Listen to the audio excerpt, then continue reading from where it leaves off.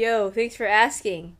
I grew up not knowing this myself because I always rushed. So, one of the important things is to use references. Or like, life drawing, figure drawing, things like that. And like, this website is probably a good idea for like using references and stuff. So like practicing anatomy and all that stuff. One of the things that really helped me was learning perspective drawing.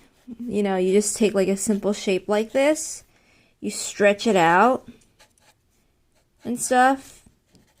Like once you learn the basics of like perspective and maybe like the point, like a 1-point reference or something, you know, those type of things, it helps. Oh, 1-point perspective, sorry. Like, this looks really complicated, right? But these are all made of little basic shapes and stuff, like squares, circles, whatever. And then, like, they have these 3-dimensional forms that make them look 3D. You have to break down all the little shapes and everything. Like, you can see that's just a rectangle stretched out. That is also a rectangle. You can see this is a cylinder stretched down. Of course, that means at first you may have to draw the object see-through. Sorry, these drawings are crap. It's just a really rough example. You see here, that's also just like a rectangle.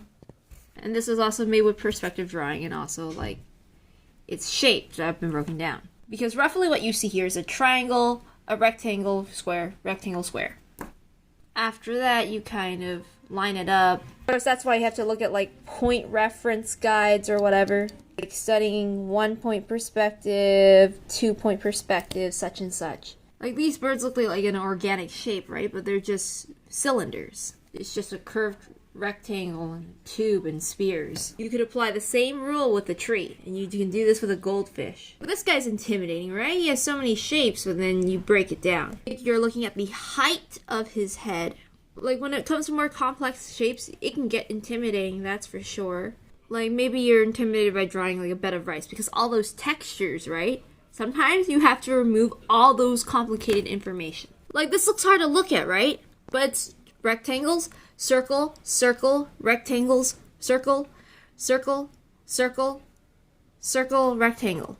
Simplify the shapes so they don't look as scary. Even if like you see like someone like this with the corn, you could simply just turn it into this. It's much more simpler. Then add textures in later. I'm sorry this is such like a loose guide. Like this is more like what you can look at, what you can do rather than like a how-to. I mean, this is ways that I practice that specifically helps me. I'm not sure if it would help you, but I hope it does.